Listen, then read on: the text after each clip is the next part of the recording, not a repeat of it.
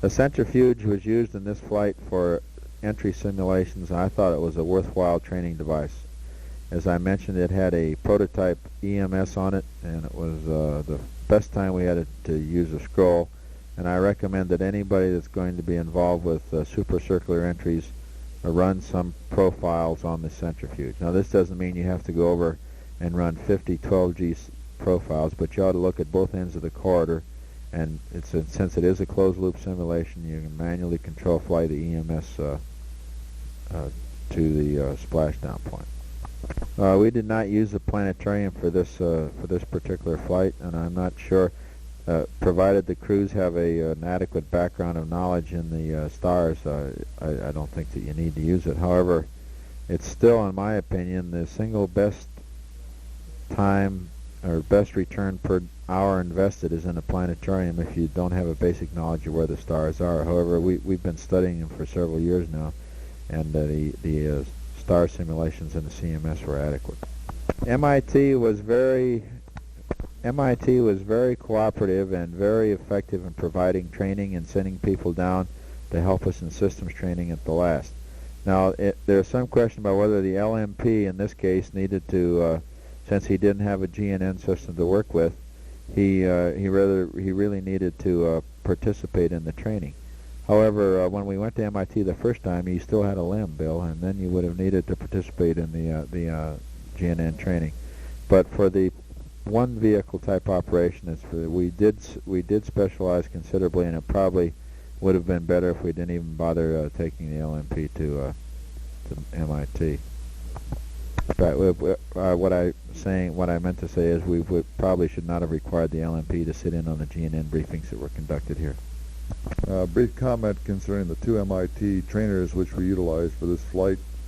The roof trainer for tracking was okay for some basic look-sees at stars, but the area, being Boston, in the center of Boston, made slight observations at best haphazard, and I think that we can simulate the same thing back here in Texas. As a matter of fact, I suggest strongly that we get a optic system in some clear area that we can train people to actually view the stars through the optics as they will see it in the spacecraft. This is one area that has been sort of lacking in overall training. The hybrid trainer up there was utilized to do the last particle of manual maneuvering for cislunar navigation, and it appeared and it turned out to be adequate to give the navigator some idea of spacecraft motion, spacecraft control, and star motion for determining the substellar points for navigation. Systems briefings were conducted adequately on both the launch vehicle, the S-4B, and the spacecraft. We found that the system utilized in order to set up these briefings was adequate, prompt. The people were competent and were willing to travel and do it at the spacecraft crew's convenience. I am nothing but praise for the way all these briefings were conducted. As far as the LMP on this flight was concerned, the North American briefings were good, but a little too black box oriented, and the FOD briefings and study sessions were very superior, and I would urge all further crews to participate as much as they could with the FOD systems people in their briefing, and also try to bring these people in, if they have time, into CMS systems training prior to the simulations. The final systems briefing that was conducted with personnel from the Cape was very good. We pointed out the little anomalies and characteristics in the simulator, or in the actual spacecraft, and one of the ones that I wasn't aware of and which showed up and which we were warned about ahead of time was the motion of the GPI when the hand controller was actuated with the TVC servo power switches off. Just little items and characteristics of the individual systems. We talked about which transponder was the most powerful, and little items like that were very, very valuable. 10, spacecraft systems test. As I pointed out before, we probably spent less time in this spacecraft prior to launch than any other crew in the space program, and I see nothing wrong with continuing this type of approach in the future. The support crew did yeoman work and covered most of the tests. The prime crew participated only in those tests considered mandatory, such as CDDT, FRT, and then of course the launch and the altitude chamber. And the backup crew, of course, participated in the same series of tests. Okay, the mock-ups and storage. Okay, the mock-ups and the storage training equipment were adequate. They were provided when we wanted them. By and large, the training equipment, although it was crude at times, sufficed.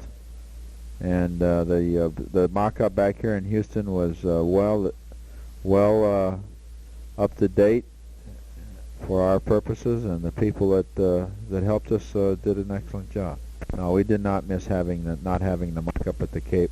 As a matter of fact, with the DCPS being back here in Houston and the requirements to come back periodically for data priority meetings, the mock-up here worked in very well. Photography and camera training was adequate. Personnel involved were most helpful, although the one thing I noted was that the photo ops plan seemed to be generally outdated with the whatever plan was currently in vogue for photography. Okay, sextant training equipment. Well, I think sextant training equipment has already been discussed. It's the equipment that we had up at MIT on their Space Navigator and the equipment in the CMS. And at the state-of-the-art we have in the CMS right now, it was adequate. Their improvements could be made. One thing on the item 17, the general support procedures, data priority meetings, and so on. I think that the data priority meetings and the procedure board meetings were very important, and they helped formulate the procedures to fly this flight and hopefully to fly the rest of the lunar flights. I do think it's important, though, not to drag the whole 6 guys into these meetings, the whole 6 people on both crews. It seems to me, be accomplished with the representation of one person or one person from each crew. And we did this generally, and I think it worked out very well. If you try to bring 6 people into these formative meetings, you just waste an awful lot of time. It's far better to send one representative in and then distribute the procedures and have the whole crew study the procedures that they've evolved. Now, the publications that came out of the data priority meetings were very helpful and formed the background for flying the flight. The planning of the training and the training program, I thought, went real well. We used John Van Bockel extensively on that, and he did an excellent job. And as a matter of fact, from the CDR standpoint, I didn't even get involved in most of the. We discussed with him when what we wanted, and he set it up and carried it through and did a fine job of planning and coordinating the training program. And this, again, is something that future crews are going to have to get used to. They don't do all the business themselves, but use this help that's available. On page 28, I believe we met all the mission objectives. The medical requirements, the crew did no negotiating. We just accepted the medical requirements as from the protocol listed and signed off by the directorate. And I believe that it's acceptable for the future flights. Certainly, we'd like to see any of the medical requirements that don't stand up be eliminated. But in the real world, I have some doubt about whether this will ever happen. I hope that as the flights progress, the medical requirements will be eliminated. Okay, the PAO requirements again were only met through the ones that were determined by the directorate, and I thought by and large they were acceptable. I didn't feel that they detracted from the crew training at all. That's right. The participation by John Stonecipher and Ben James aboard the carrier was excellent. They were there. They had obviously a good rapport with the crew of the ship, and we were not subjected to any sort of undue demands. Most of the time was our own sleep or do what we wanted to, and as far as the participation with the crew, I thought it was done very well.